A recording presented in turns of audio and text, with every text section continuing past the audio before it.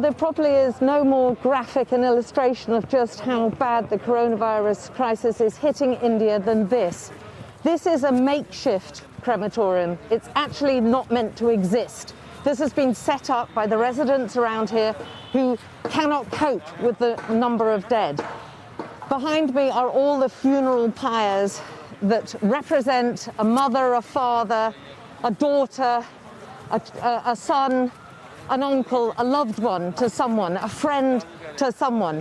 Each one of those fires is a coronavirus death. And we have been watching, in just the last few minutes alone, they've been coming in virtually every second. They simply can't cope. And this is not one of the official funeral sites. This is an ad hoc one.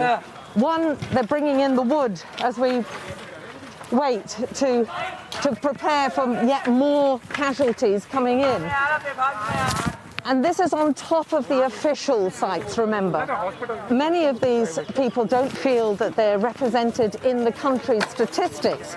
They feel, even though India is facing not just a grim spike, it's almost like a consistent wall of coronavirus cases and deaths. They reckon this is just what one economist called the tip of an iceberg. That underneath that terrible grim statistic showing the huge number of cases and possibly the deaths that will follow, there's a much, much bigger, worse case scenario of numbers, who knows how many, who are unaccounted for, who are unlogged as coronavirus casualties, coronavirus cases, coronavirus deaths. We heard in just today, I think it's been very much compounded by the government, the local governments, the local authorities, very much being unprepared to cope with this second surge, of which they had plenty of warning following, as they were a cycle behind many other countries who were suffering their second surge,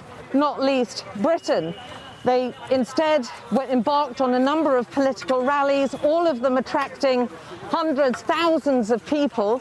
Their vaccine rollout has been a little bit, well, difficult to describe it as anything other than slightly chaotic, although they are vaccinating an awful lot of people. Because this country is so populous, it's actually only a few % of people who are actually vaccinated.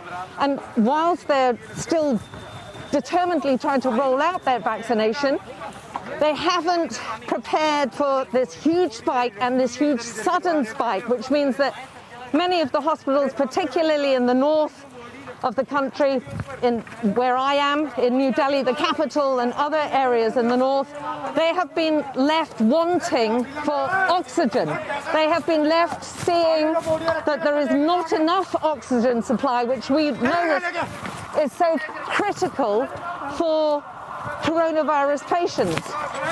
There is, as you can imagine, an awful lot of grief, an awful lot of anger and shock that they've been left in this position. They held a religious festival which attracted something like 10 million devotees. And all those people may well have been super spreaders, or could be infected, or certainly a large number may well have been infected and have been asked to go into isolation. And this is going on 24/7 right now. They are the fires that simply do not stop burning. They're also predicting that the peak has yet to come. It may not come until the middle of May.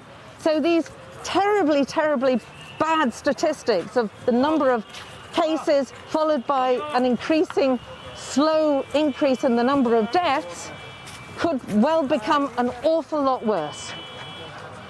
And Alex, tell us about the reaction from people in India to how slow the government's been in trying to put up an extra infrastructure. I know Prime Minister Modi held a meeting just 2 days ago about the shortage of oxygen in hospitals. Too little, too late, perhaps, for the people there.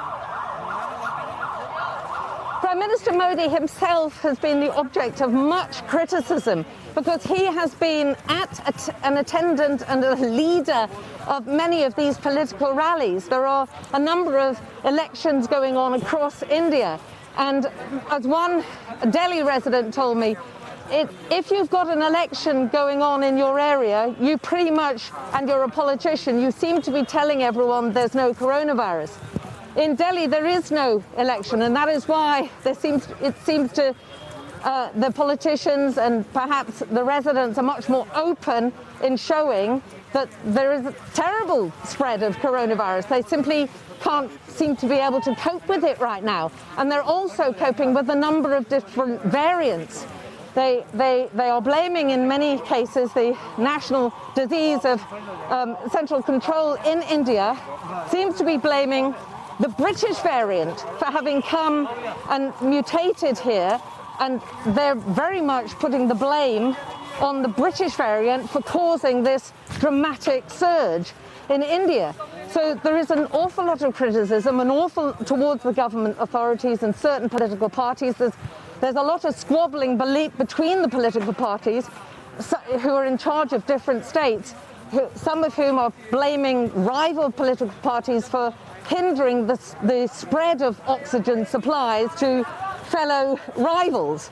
And the High Court met today to impose very strict ruling that if anyone is found to be restricting oxygen supplies, they could face a death sentence to try and stop this happening.